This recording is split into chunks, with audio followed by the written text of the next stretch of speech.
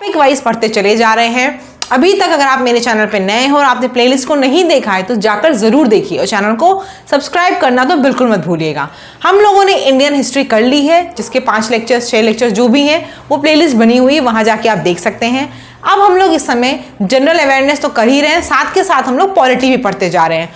Polity में हम लोग दोस्तों आपको पता है, मैंने आपको सब बता दिया, कॉन्स्टिट्यूशन कैसे बना, कितने दिन लगे, कौन कौन कमिटी में था और कौन कौन से पार्ट्स हैं और कौन कौन से पार्ट्स में क्या क्या इंपॉर्टेंट चीज़ें वो सब हमने पढ़ ली। जैसे कि भाग 1 आपका किस चीज़ से रिलेटेड है, अब तक अगर आप मेरी वीडियो लगातार देख रहे हो तो आपके मुंह पे याद हो गया होगा। भाग 1 आपका संघ और उसका राज्य क्षेत्र है और आपके क्या टॉपिक आर्टिकल है, आर्टिकल है 1 to 4। भाग 2 आपका नागरिकता से, सिटीजनशिप से है, आर्टिकल 5 से 11। भाग 3 आपका मौलिक अधिकार है, फंडामेंटल राइट, आपका आर्टिकल 12 से 35, ठीक है। और भाग 4 आपका क्या है, राज्य के नीति निर्देशक तत्व, डीपीएसपी, आर्टिकल 36 से 51, 36 से 51। आपका भाग 4A क्या है दोस्तों, भाग 4A आपका आर्टिकल 51A है, फंडामेंटल ड्यूटीज, मूल कर्तव्य। ये सब चीजें हम लोग पढ़ चुके हैं। उसके बाद हम लोग आ गए हैं भाग 5 पे, जो आर्टिकल 52 से 151 तक है। भाग 5 क्या है दोस्तों, संघ, यूनियन। यूनियन में आपको पता है दोस्तों प्रधानमंत्री भी हैं, राष्ट्रपति भी हैं, उपराष्ट्रपति भी हैं, आपकी सारी संसद वगैरह सब है उसी में। तो ये थोड़ा सा लेंथ बड़ा है, इसलिए मैं थोड़ा सा धीमे करा रही हूँ कि आपको समझ में आया चीजें। प्रैक्टिस सेट और इम्पोर्टेंट जितनी चीजें कराऊंगी वो सब दोस्तों समझिए इंपॉर्टेंट ही है, उसमें कोई चीज छोड़ने वाली है ही नहीं, क्योंकि वो सारे प्रश्न हैं जो हमेशा आपसे एग्जाम में पूछे आते हैं। अभी तक हमने क्या पढ़ लिया है, राष्ट्रपति पढ़ लिया था कल। आज हम पढ़ाएंगे आपको उपराष्ट्रपति, ठीक है दोस्तों, उपराष्ट्रपति पढ़ाएंगे। उपराष्ट्रपति यानी कि वाइस प्रेसिडेंट, वाइस प्रेसिडेंट। उपराष्ट्रपति यानी कि कौन होता है, वाइस प्रेसिडेंट। तो पहले तो हम ये जान लेंगे दोस्तों कि जो उपराष्ट्रपति होता है, उपराष्ट्रपति की क्या चीजें, क्या योग्यता होनी चाहिए। जैसे कल हमने पढ़ा था राष्ट्रपति की क्या योग्यता होनी चाहिए। किसी भी आदमी को राष्ट्रपति बनने के लिए क्या सबसे पहली योग्यता क्या थी, वो भारत का नागरिक हो, वो भारत का क्या हो, नागरिक हो। सेम क्या है आपकी उपराष्ट्रपति के लिए भी कि वो भारत का नागरिक हो। दूसरा वहां पे क्या था, 35 वर्ष की आयु पूर्ण कर चुका हो। उपराष्ट्रपति बनने के लिए भी क्या है, 35 वर्ष की आयु पूर्ण कर चुका हो। जैसे राष्ट्रपति में 35 वर्ष की आयु थी, वैसे ही यहां भी 35 वर्ष की आयु है। फिर आपका क्या है, उपराष्ट्रपति के लिए क्या है, राज्यसभा का सदस्य बनने की योग्यता रखता हो। जैसे कि राष्ट्रपति में था कि वो लोकसभा का सदस्य बनने की योग्यता रखता हो, वैसे राष्ट्रपति उपराष्ट्रपति का क्या है, राज्यसभा का सदस्य बनने की योग्यता रखता हो, सदस्य बनने की योग्यता रखता हो, ठीक है। और सबसे इंपॉर्टेंट क्या चीज है, कोई भी लाभ का पद नहीं हो। राष्ट्रपति में भी यही था, कोई भी लाभ का पद ना हो, और उपराष्ट्रपति में भी क्या है, लाभ का पद नहीं होना चाहिए, ठीक है।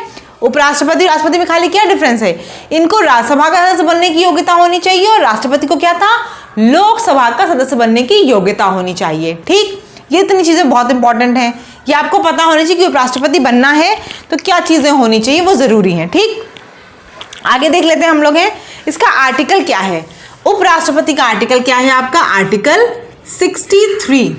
देखिए वैसे तो आपको पता है कि आर्टिकल ढेर सारे होंगे, इसमें कुछ इनका इम्पीचमेंट का प्रोसीजर होगा, कुछ और चीज़ों का होगा, लेकिन आर्टिकल 63 मेन है उपराष्ट्रपति के लिए, ठीक। आगे देख लेते हैं दोस्तों, निर्वाचन के लिए।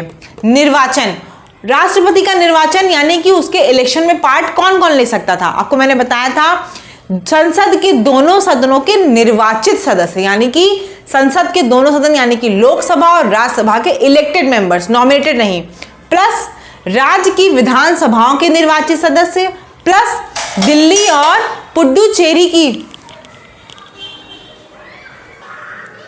तो मैंने आपको क्या बताया कि विधानसभा के जो निर्वाचित सदस्य हैं यानी कि विधानसभा के राज्यों की विधानसभाओं के इलेक्टेड मेंबर्स, वो भी राष्ट्रपति के इलेक्शन में पार्ट लेते हैं, प्लस दिल्ली और पुडुचेरी विधानसभाओं के भी इलेक्टेड मेंबर्स पार्ट लेते हैं। इतने लोग आपको पता है कि आपके राष्ट्रपति के इलेक्शन में पार्ट लेते हैं। उपराष्ट्रपति में दोस्तों खाली संसद के दोनों सदनों के सदस्य पार्ट लेते हैं। संसद के दोनों सदनों के सदस्य, दोनों सदनों यानी कि दोनों सदन कौन से संसद के, लोकसभा और आपकी राज्यसभा, इन दोनों के सदनों के सदस्य, सारे सदस्य पार्ट लेते हैं, चाहे वो नॉमिनेटेड हो, जैसे कि राज्यसभा में पता है आपको 12 जो होते हैं लोग राष्ट्रपति के द्वारा नॉमिनेट किए जाते हैं, उन सभी को भी प्लस इलेक्टेड मेंबर्स। तो सभी सदन, जो सदन दोनों के हैं, उनके सभी सदस्य वो उपराष्ट्रपति के इलेक्शन में पार्ट लेते हैं। एकदम अच्छे दिमाग में बैठा लीजिएगा। राष्ट्रपति में कौन कौन लेता था? सिर्फ और सिर्फ संसद के दोनों सदनों के कौन लेते हैं? निर्वाचित सदस्य, इलेक्टेड मेंबर्स लेते हैं, प्लस राज्य की विधानसभाओं के भी इलेक्टेड मेंबर्स, और प्लस दिल्ली और पुडुचेरी विधानसभा, क्योंकि वो यूनियन टेरिटरी में है ना, उसके भी सदस्य जो है वो ही पार्ट लेते हैं। यहाँ पे खाली कौन लेता है? संसद के दोनों सदन के, लोकसभा और राज्यसभा के सभी सदस्य, चाहे वो निर्वाचित हो और चाहे वो नॉमिनेटेड हो यानी मनोनीत हो। ठीक है, अब हम लोग बात करते हैं कि इसका निर्वाचन कैसे होता है, चुनाव कैसे होता है। तो क्या आपने कभी उपराष्ट्रपति के इलेक्शन में वोट दिया है? बिल्कुल नहीं, आप तो सिर्फ प्रधानमंत्री को चुनते हैं। तो उपराष्ट्रपति और राष्ट्रपति का चुनाव कैसा होता है? दोनों का है जो निर्वाचन होता है दोस्तों, वो कैसा होता है? अप्रत्यक्ष होता है, यानी कि इनडायरेक्ट इलेक्शन होता है। जो इन लोगों का इलेक्शन होता है वो कैसा होता है? अप्रत्यक्ष होता है। ठीक है, अप्रत्यक्ष। अब देखिए, आपको डिटेल जानकारी की जरूरत नहीं कि कैसे होता है, क्या है, क्योंकि वो सब यूपीएससी लेवल, पीसीएस लेवल का है। आपसे यहाँ ये नहीं पूछा जाएगा कि राष्ट्रपति को कैसे इलेक्ट करते हैं या फिर उपराष्ट्रपति को कैसे इलेक्शन होता है। बस आपको ये पता होना चाहिए कि इनडायरेक्ट होता है और कौन पार्ट लेता है, वो जरूरी चीजें आपके लिए। ठीक है, समझ में आगे इतनी चीजें मैं रब कर दे रही हूँ, आगे पढ़ते हैं हम लोग। देखिए, मैं आपको कंपैरिजन करके राष्ट्रपति से इसलिए बता दे रही हूँ कि कंफ्यूजन ना हो एग्जाम में। एग्जाम में अगर आपसे राष्ट्रपति पूछता है, उपराष्ट्रपति पूछता है, आपके दिमाग में एकदम क्लियर होना चाहिए कि भाई किसको पूछ रहा है, किसके कौन निर्वाचक गण है। ठीक है, आगे क्या रह रहा है? हाँ, पद कितने साल के लिए, आप बताइए। राष्ट्रपति का इलेक्शन कितने साल के लिए होता है? 5 वर्षों के लिए। सेम वही उपराष्ट्रपति के लिए भी है, वो भी कितने वर्षों तक रह सकते हैं? 5 वर्षों तक रह सकते हैं। त्यागपत्र अब हम देखते हैं। त्यागपत्र, उपराष्ट्रपति अपना त्यागपत्र किसको देगा? पहले बताइए, राष्ट्रपति अपना त्यागपत्र किसको देता है? राष्ट्रपति अगर त्यागपत्र देना चाहेगा तो किसको देगा? बिल्कुल सही, उपराष्ट्रपति को। और उपराष्ट्रपति अपना त्यागपत्र किसको देगा? राष्ट्रपति को। उपराष्ट्रपति किसको देगा? राष्ट्रपति को अपना त्यागपत्र देगा। ठीक, राष्ट्रपति अपना त्यागपत्र उपराष्ट्रपति को देते हैं और उपराष्ट्रपति अपना त्यागपत्र राष्ट्रपति को देते हैं। ठीक है, तो एक तो उपराष्ट्रपति की सीट कैसे खाली हो सकती है? या तो वो त्यागपत्र दे दें, या तो क्या होता है, सबसे इंपॉर्टेंट बात बताना भूल गई, उपराष्ट्रपति जो होता है दोस्तों, वो राज्यसभा का पदेन अध्यक्ष होता है। राज्यसभा का पदेन अध्यक्ष या फिर सभा क्या बोलते हैं, राष्ट्रसभा का सभापति जो होता है, पदेन अध्यक्ष होता है कौन? उपराष्ट्रपति। ठीक है, तो अगर राज्यसभा के मेंबर 14 दिन पहले पूर्व एक नोटिस दे दें, 14 दिन पूर्व एक नोटिस जारी कर दे और उसमें लोकसभा की भी सहमति मिल जाए तो उपराष्ट्रपति को अपने पद से हटना पड़ जाता है। ठीक है, आपसे देखिए 2-3 चीजें बता दूं, यहाँ फिर से रिपीट कर दे रही हूँ, थोड़ा सा तेज में पढ़ाती हूँ क्योंकि मुझे पता नहीं आप लोगों को, आप लोग कमेंट में कुछ कहते ही नहीं है। मैं बोलती भी हूँ कि आप लोगों को कुछ भी प्रॉब्लम हो रही है, पढ़ा रही हूँ उस वक्त समझ में नहीं आ रहा, लाइटिंग का कोई इशू कुछ भी है तो आप बताइए उस चीज को। पद देखिए, उपराष्ट्रपति कितने साल के लिए होता है? उपराष्ट्रपति का भी जो पद होता है वो 5 वर्षों के लिए होता है, राष्ट्रपति का भी 5 वर्षों के लिए। क्या किसको त्यागपत्र देगा? ये राष्ट्रपति को संबोधित करके अपना त्यागपत्र देगा।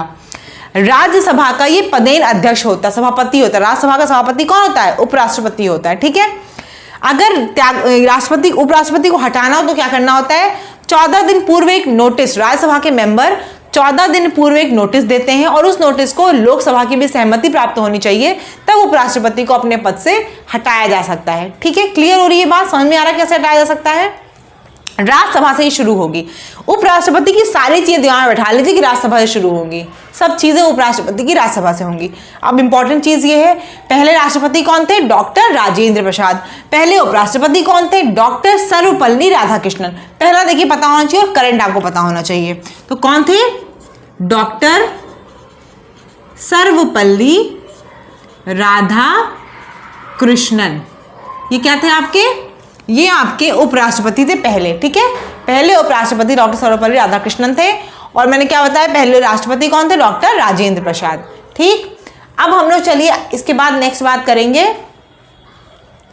आपातकालीन शक्तियों की, यानी कि इमरजेंसी प्रोविजन की। क्यों इसकी बात कर रहे हैं? वैसे तो ये अलग पार्ट में है, अलग भाग का है, अलग आर्टिकल है, लेकिन राष्ट्रपति के पास जो ये आपातकालीन शक्तियां हैं वो सब राष्ट्रपति के पास होती हैं। तो चूंकि मैंने राष्ट्रपति आपको पढ़ाया था तो मुझे लगा ये चीज यहीं पढ़ा दो, ज्यादा बेटर रहेगा। आपातकालीन शक्तियां, हेडिंग देख लीजिए आप लोग, आपातकालीन शक्तियां। आपातकालीन शक्तियां यानी कौन सी शक्तियां? Emergency provision. इमरजेंसी सुनते हैं ना, देश में इमरजेंसी लगी थी इस वक्त इंदिरा गांधी के टाइम पे, सुनते होंगे ना हमेशा, इमरजेंसी प्रोविजंस, इमरजेंसी प्रोविजंस। ठीक, सबसे पहले देखते हैं ये किससे डील करती हैं। तो ये आपकी भाग 18 की हैं। कौन से भाग की हैं? 18 की, पार्ट 18 की। इसका आर्टिकल कहाँ से कहाँ तक है? इसका आर्टिकल आपका 352 से 360 है। 352 से 360 आपका आर्टिकल किसका है? Emergency provision. ये आपातकालीन शक्तियां किस देश से ली गई हैं? तो ये आपकी जर्मनी से ली गई हैं। ठीक है, आपातकालीन शक्तियां आपकी जर्मनी से ली गई हैं। अब देखिए, क्योंकि सारी शक्तियां किसके पास हैं? सारी शक्तियां, इमरजेंसी की जो पावर होती है वो राष्ट्रपति के पास होती है, इसीलिए हम यहाँ पे पढ़ रहे हैं। 3 हमारी मेन इमरजेंसी पावर है, उनको हम पढ़ते हैं। पहली है राष्ट्रीय आपात, यानी कि नेशनल इमरजेंसी। राष्ट्रीय आपात यानी कि नेशनल इमरजेंसी। नेशनल इमरजेंसी का आर्टिकल क्या है दोस्तों? 352। आर्टिकल 352 किसका है? राष्ट्रीय आपात या फिर नेशनल इमरजेंसी का होता है। ठीक है, इसमें क्या होता है देखिए दोस्तों, अगर युद्ध होता है, 3 टर्म में आपको बताऊंगी, इस 3 टर्म के अलावा चौथे टर्म पर राष्ट्रीय आपात नहीं लग सकता। युद्ध, बाह्य आक्रमण या फिर सशस्त्र विद्रोह। सशस्त्र विद्रोह, इन तीनों में से कोई भी चीज होती है अगर देश में, तो उस पोर्शन में, कुछ देश के भाग में या पूरे देश में इमरजेंसी लगाई जा सकती है। फिर समझा देती हूं, आपको समझ में आ रहा होगा। इमरजेंसी मतलब आपातकालीन शक्तियां, और ये आपातकालीन स्थिति में ही लगाई जाती है। अब कुछ बहुत बड़ा मैटर हो तभी लगा सकते हैं। तो आर्टिकल 352 के अंतर्गत नेशनल इमरजेंसी है, राष्ट्रीय आपातकालीन है, ये सब शक्तियां किसके पास बता रही हूँ? राष्ट्रपति के पास है। 3 चीजें, या तो युद्ध हो, या तो बाह्य आक्रमण हो, या फिर सशस्त्र विद्रोह हो। इन तीनों में से कोई भी चीज होगी या तीनों ही चीज हो तो क्या होता है, देश के कुछ हिस्सों में या फिर संपूर्ण देश में राष्ट्रीय आपात लगाया जा सकता है। ठीक है, एक सबसे इंपॉर्टेंट बात यहां बताना चाहूंगी, 44वां संविधान संशोधन 1978 है। 44वां 44th कॉन्स्टिट्यूशनल अमेंडमेंट, संविधान संशोधन 1978 के द्वारा क्या हुआ था? आंतरिक अशांति को हटाकर यहां पर सशस्त्र विद्रोह कर दिया गया है। क्या हटा के कर दिया गया है? सशस्त्र विद्रोह कर दिया गया है। पहले यहां पे क्या लिखा था? युद्ध, बाह्य आक्रमण या फिर आंतरिक अशांति। उसके बाद क्या हुआ, इसको चेंज करके 44th अमेंडमेंट 1978 में आंतरिक अशांति के स्थान पर क्या लिख दिया गया? सशस्त्र विद्रोह। अगर सशस्त्र विद्रोह होगा तभी इमरजेंसी लगाई जाएगी, आंतरिक अशांति पे नहीं लगाई जाएगी। ठीक, अब यहाँ पे कुछ चीजें जान जाते हैं। एक तो नेशनल इमरजेंसी अगर लगाई जाती है तो सारे जो आपके मौलिक अधिकार मैंने आपको बताए ना, वो सब क्या होते हैं? सब आपके सस्पेंडेड हो जाते हैं। सारे मौलिक अधिकार 20 और 21 को छोड़कर, आर्टिकल 20 और 21 को छोड़कर सारे मौलिक अधिकार आपके उस समय आपसे छीन लिए जाते हैं। ठीक है, राष्ट्रीय आपातकाल की बात कर रही हूं। ठीक, समझ में आ गया ये आपको? सबसे इंपॉर्टेंट में ये पूछा जाएगा, नेशनल इमरजेंसी, राष्ट्रीय आपातकाल किससे डील करता है? तो आर्टिकल 352 से। भाग 18 आपका आपातकालीन शक्तियों का है, और युद्ध, बाह्य आक्रमण, सशस्त्र विद्रोह लिखा हो तभी आपका, इन तीनों में से कोई चीज होगी तभी कुछ भाग में या पूरे देश में राष्ट्रीय आपात लगाया जा सकता है। और आर्टिकल ये 44 कॉन्स्टिट्यूशनल अमेंडमेंट, संविधान संशोधन 1978 के द्वारा क्या हुआ? आंतरिक अशांति के स्थान पर सशस्त्र विद्रोह कर दिया गया, और मौलिक अधिकार राष्ट्रीय आपात में आपके आर्टिकल 20 और 21 को छोड़कर बाकी सब आपसे छीन लिए जाते हैं, आपके पास नहीं होते हैं। आगे देख लेते हैं आर्टिकल 356। आर्टिकल 356 क्या है दोस्तों? राष्ट्रपति शासन। ये तो कई बार लग चुका और आपने सुना भी होगा, देखा भी होगा। राष्ट्रपति शासन जिसे बोलते हैं प्रेसिडेंट रूल, सुना होगा आप सभी ने शायद, कई बार आता भी है आपके उसमें कि इस स्टेट में लग गया है प्रेसिडेंट्स रूल। इसका आर्टिकल क्या है दोस्तों? 356। पहले यहाँ सबसे इंपॉर्टेंट बात देख लेते हैं कि यहाँ पे मौलिक अधिकार सस्पेंड नहीं होते, सारे मौलिक अधिकार आपके पास रहते हैं। सिर्फ और सिर्फ राष्ट्रीय आपातकाल अगर लगेगा तो आपके मौलिक अधिकार आपसे छीने जाएंगे। राष्ट्रपति शासन में नहीं छीने आते। राष्ट्रपति शासन कब लगता है? किसी भी राज्य में वहां का जब तंत्र जो होता है वो पूरा विफल हो जाता है। जैसे कि किसी राज्य में आपको पता है कि जिस समय कोई सरकार नहीं है, मतलब किसी वजह से मान लीजिए नहीं सरकार बन पाती है, तो उस समय 5-6 महीने क्या होता है, उस समय जितने ही महीने तो सरकार नहीं बन जाएगी, इलेक्शन नहीं प्रॉपर हो जाएगा, तब तक क्या होता है, राष्ट्रपति शासन चलता है। ठीक है, प्रेसिडेंट का रूल चलता है। उस समय उस देश का जो राज्यपाल, उस राज्य का, सॉरी देश का नहीं, उस राज्य का जो राज्यपाल होता है वो लिख के नोटिस देता है राष्ट्रपति को कि यहाँ पे तंत्र विफल हो गया है और आपको इस समय अपना शासन चलाना होगा। उसके बाद राष्ट्रपति शासन लग जाता है। यहाँ पे ऐसी कोई इंपॉर्टेंट बात नहीं, बस आपको पता होना चाहिए आर्टिकल 356 राष्ट्रपति शासन से डील करता है। और क्या चीज जरूरी है कि मौलिक अधिकार आपके सस्पेंड नहीं किए जाते हैं, और कोई चीज यहाँ पे इंपॉर्टेंट नहीं है। ठीक है, सबसे आखिरी जो तीसरा आपकी आपातकालीन शक्ति है वो है आपका फाइनेंशियल इमरजेंसी। इसको क्या बोलते हैं? फाइनेंशियल इमरजेंसी को हिंदी में वित्तीय आपात, वित्तीय आपात, फाइनेंशियल इमरजेंसी, फाइनेंशियल इमरजेंसी। ये आपकी किससे डील करती है बताना?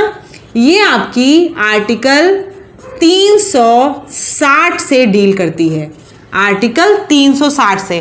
पहली बात जान लीजिए, सबसे इंपॉर्टेंट बात, अपने भारत देश में आज तक वित्तीय आपात नहीं लगाया गया, आज तक फाइनेंशियल इमरजेंसी नहीं लगाई गई है, तो आर्टिकल 360 का अभी तक यूज हुआ ही नहीं है। दूसरी इंपॉर्टेंट बात, इस समय भी क्या है, आपके मौलिक अधिकार आपसे नहीं छीने जाते हैं। ठीक है, सारे मौलिक अधिकार आपके पास ही रहते हैं। समझ में आ गई? 3 चीजें, 3 आर्टिकल में बताएं। 352 राष्ट्रीय आपात, 356 प्रेसिडेंट रूल आपका या फिर राष्ट्रपति शासन, और 360 आपका वित्तीय आपात है या फिर फाइनेंशियल इमरजेंसी है। समझ में आ गया होगा? कोई क्लियर, कोई डाउट तो प्लीज कमेंट में हमसे जरूर पूछ लीजिएगा। थोड़ा सा मैं तेज पढ़ा रही हूँ, लेकिन एक चीज जान जाइए, मैं आपको चाहती हूँ कम चीज में ज्यादा ज्ञान दे दूँ, ज्यादा चीजें बता दूँ आपको। एक और चीज मेरा मोटिव है वो ये है कि मुझे पता सारी चीजें, मैं आपका जिस दिन चाहूँ 2-3 वीडियो बना के आपको देती, लेकिन थोड़ा सा टाइम बाउंड मैं भी रहती हूँ, टाइम रिस्ट्रेन रहता है, और मैं चाहती भी नहीं कि आप लोगों को ओवरडोज मिले। अभी टाइम है तो आराम से पढ़ाई के मजे ले लेकर पढ़ाई करनी है, पढ़ाई को बोझ बना के नहीं कि एक दिन में 4 घंटा पढ़ा दिया, अगले दिन पढ़ने का मन ही ना करे, ऐसे पढ़ाई नहीं करनी चाहिए।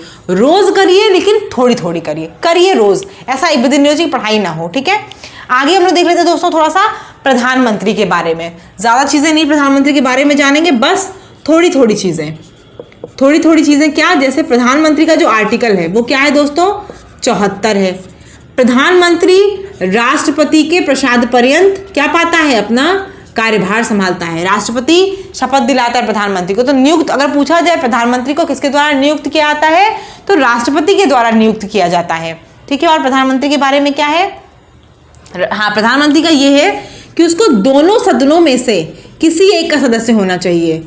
जैसे कि राष्ट्रपति को मैंने बताया कि लोकसभा का सदस्य होने की योग्यता होनी चाहिए, उपराष्ट्रपति को राज्यसभा का सदस्य होने की योग्यता होनी चाहिए, प्रधानमंत्री को दोनों सदनों में से किसी एक का सदस्य होना जरूर चाहिए। मान लीजिए कोई बन जाता है, कोई प्रधानमंत्री बन जाता है जिस भी पार्टी का लीडर हो, और उसको बना दिया जाता है, लेकिन वो उस वक्त अगर सदस्य नहीं है किसी भी सभा का, लोकसभा या राज्यसभा का मेंबर नहीं है, तो कोई दिक्कत नहीं है। 6 माह के भीतर उसको दोनों में से किसी एक सदन का सदस्य बन जाना चाहिए। अगर वो 6 माह के भीतर बन जाता है तो कोई दिक्कत नहीं, अगर नहीं बनता है तो उसको खुद ही इस्तीफा देना पड़ जाता है। ठीक है, तो प्रधानमंत्री को दोनों सदनों, लोकसभा या राज्यसभा में से किसी एक का सदस्य जरूर होना चाहिए। ठीक है, और कोई चीज यहाँ पे राष्ट्रपति के बारे में है, और कोई इंपॉर्टेंट चीज नहीं। हाँ, आपको ये बता दूं कुछ चीजें जैसे इंपॉर्टेंट क्या है कि प्रधानमंत्री एक तो कई चीजों का आपको पता अध्यक्ष होता है, जैसे कि नीति आयोग का है आपके, और भी आपके अंतर्राज्यीय परिषद हैं, उन सबका क्या है, प्रधानमंत्री अध्यक्ष होता है। और प्रधानमंत्री क्या करता है, प्रधानमंत्री ही राष्ट्रपति की सिफारिश करता है कि आपको इन लोगों को मंत्रिपरिषद में सम्मिलित करना है, यानी कि मंत्री के रूप में आपको ओथ दिलानी, शपथ दिलानी। ठीक है, तो वो सब कौन करता है, प्रधानमंत्री ही सिफारिश करता है राष्ट्रपति से। ठीक है, अब हम लोग बात करें थोड़ी सी है मंत्रिपरिषद की। सबसे इंपॉर्टेंट क्या है मंत्रिपरिषद के लिए, एक तो बताइए मंत्रिपरिषद क्या है। मंत्रिपरिषद सबसे इंपॉर्टेंट चीज है कि मंत्रिपरिषद मंत्रियों को मिला के बनती है। तो अगर आपसे पूछा जाए कि जो ये मंत्रिपरिषद होती है ये व्यक्तिगत रूप से किसके प्रति उत्तरदायी होती है, इंडिविजुअल रूप से किसके प्रति रिस्पॉन्सिबल होती है, तो ये व्यक्तिगत रूप से दोस्तों राष्ट्रपति के प्रति उत्तरदायी होती है। क्यों व्यक्तिगत रूप से राष्ट्रपति के प्रति उत्तरदायी क्यों होती है, क्योंकि राष्ट्रपति ही इनको शपथ दिलाते हैं, राष्ट्रपति ही इनको मंत्री में बनाते हैं। ठीक है, तो व्यक्तिगत रूप से राष्ट्रपति के प्रति उत्तरदायी यानी कि इंडिविजुअली ये अगर रिस्पॉन्सिबल है तो टुवर्ड्स प्रेसिडेंट है, ठीक है। इंडिविजुअली ये रिस्पॉन्सिबल किसकी तरफ है, ये रिस्पॉन्सिबल है राष्ट्रपति की तरफ। अगर पूछा जाए सामूहिक रूप से, कलेक्टिवली ये किसके प्रति उत्तरदायी है, तो किसके प्रति होंगे, लोकसभा के प्रति। सामूहिक रूप से किसके रूप में है, सामूहिक रूप से लोकसभा के प्रति उत्तरदायी होते हैं, है ना। सामूहिक रूप से किसके लिए है, अगर सामूहिक रूप से मंत्रिपरिषद हट जाएगी तो क्या दिक्कत होगी, लोकसभा को। व्यक्तिगत रूप से राष्ट्रपति के प्रति उत्तरदायी है और सामूहिक रूप से लोकसभा के प्रति उत्तरदायी है मंत्रिपरिषद, ठीक। और कोई चीज रह रही है इसमें, नहीं।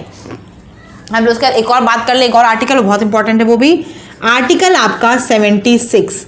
आर्टिकल 76 अगर आप प्रश्न में देखेंगे तो बहुत बार आया है, इसीलिए मैं आपको बता दे रही हूँ। 74 आर्टिकल के बाद 76 जरूर बताना था मुझे। आर्टिकल 76 आपका है महान्यायवादी। महान्यायवादी यानी कि attorney general of India, attorney general of India, महान्यायवादी। ये क्या होता है, ये भारत का सर्वोच्च विधि अधिकारी है। कौन है ये, भारत का सर्वोच्च विधि अधिकारी है। सर्वोच्च कौन है, ये विधि अधिकारी है। Attorney general of India Bharat का सर्वोच्च विधि अधिकारी है। और कोई चीज, हाँ, इसकी जो योग्यता होती है महान्यायवादी की वो सेम होती है जो सुप्रीम कोर्ट के यानी कि उच्चतम न्यायालय के न्यायाधीश की होती है, वही सेम योग्यता अटॉर्नी जनरल ऑफ इंडिया या महान्यायवादी की होती है। एक इंपॉर्टेंट चीज यहाँ पे आपको और बताना चाहूंगी, इनका आर्टिकल तो रट ही लीजिएगा, बहुत बार प्रश्न में आया हुआ है, दिमाग से बिल्कुल मत भूलिएगा।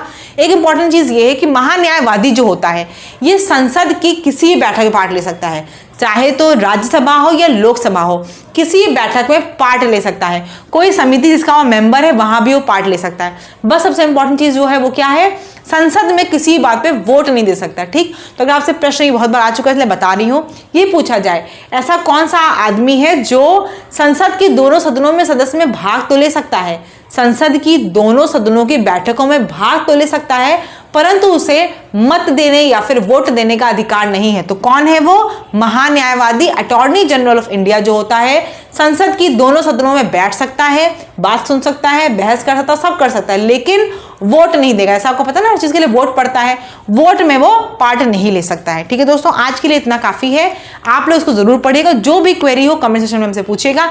अब इसमें 2-3 चीजें और है, मैं इसको अभी नहीं पढ़ा रही क्योंकि लंबा हो जाएगा और वो अलग चीज है, उसमें थोड़ा टाइम लगेगा। अब हम लोग कल जो पढ़ेंगे वो पढ़ेंगे राज्यसभा आर्टिकल 80, लोकसभा आर्टिकल 81 और थोड़ा बहुत पार्लियामेंट की चीजें जैसे 0R क्या है, जो और इंपॉर्टेंट चीजें हैं वो थोड़ी बहुत समितियां वगैरह वो पढ़ के कल संसद खत्म कर देंगे। फिर एक लेक्चर और लगेगा, हमारा पॉलिटी फिनिश हो जाएगा, ठीक। प्रैक्टिस सेट जब करवाऊंगी बिल्कुल परेशान मत हो, जो टॉपिक छूट जाएंगे मैं PDF दूंगी और प्रैक्टिस सेट कराऊंगी, सब कंप्लीट हो जाएगा, एकदम परेशान मत होइएगा, ठीक है। चैनल पर नए हो सब्सक्राइब जरूर कर लीजिएगा और ज़्यादा से ज़्यादा अपने फ्रेंड्स को शेयर करिए। मैं इतनी मेहनत करके आपको पढ़ाती हूँ तो मैं चाहती हूँ ये चीज़ें ज़्यादा लोगों को पहुँचे, और फ्री की है, कोई चीज़ पैसे लगनी ना, आप उसे अपना नेट चलाते ही रहते हैं, आप लोग दिन भर कुछ ना कुछ देखते ही हैं। ये वीडियो देख लीजिए, आपको हेल्प मिलेगी इस एग्जाम्स में, ठीक है। चलिए, धन्यवाद।